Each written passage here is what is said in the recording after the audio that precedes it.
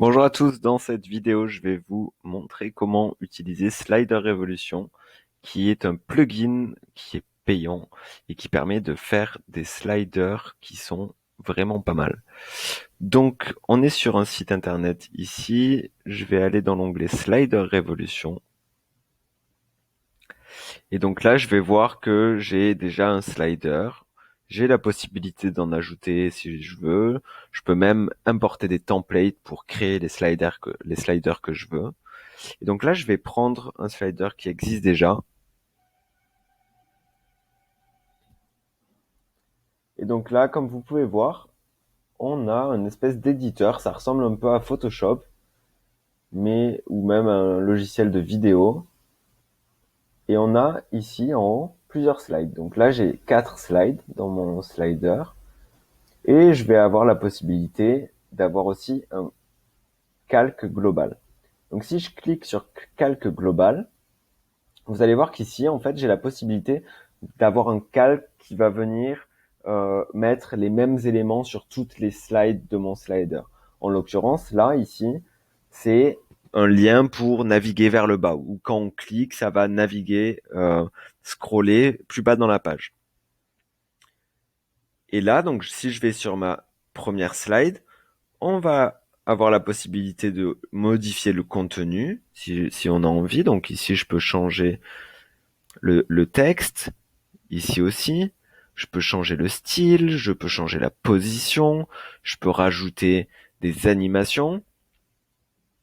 Et là, vous allez voir que on a en fait des calques et des colonnes. En gros, là, on a créé un peu comme sur Elementor, on a une section dans laquelle on a une colonne qu'on peut espacer, qu'on peut diviser en deux, etc. Et à l'intérieur, on a, comme on pourrait le voir sur Elementor, des widgets, un widget avec deux textes. Et pour modifier le fond ici, donc on va cliquer, on va pouvoir ici voir Slide BG Animation, on va aller directement mettre la souris dessus, faire clic droit, éditer, et là on va pouvoir changer, si on le souhaite, l'image de fond.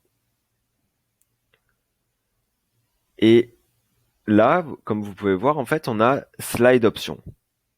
Donc là, on peut changer le background, on peut mettre une vidéo si on veut, une image externe, on peut mettre une vidéo YouTube, une vidéo HTML, et on peut aussi mettre des filtres. Donc là, par exemple, si je veux mettre un filtre, je peux mettre un filtre pour améliorer un petit peu le rendu de la slide.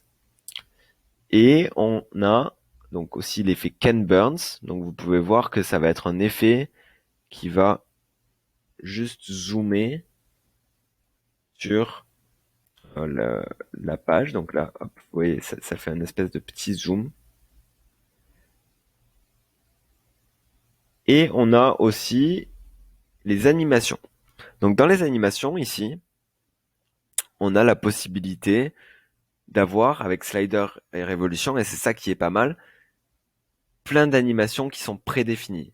On peut faire brûler la slide, on peut faire un flip vertical, on peut avoir plein de transitions comme ce qu'on peut trouver sur d'autres logiciels.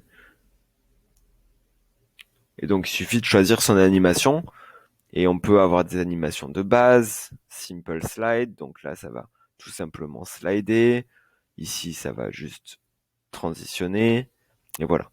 Et une fois qu'on a choisi ces animations, qu'on a fait les transitions, etc., on a la possibilité, et surtout il faut y penser, de sauvegarder. Et donc on sauvegarde ici, et donc notre slide, elle est sauvegardée.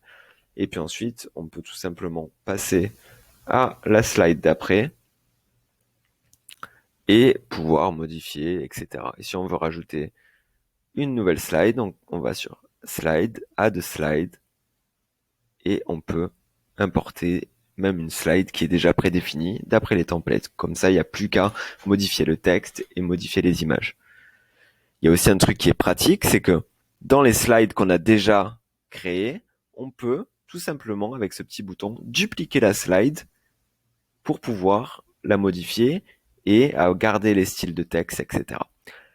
Voilà pour Slider Revolution. À très bientôt.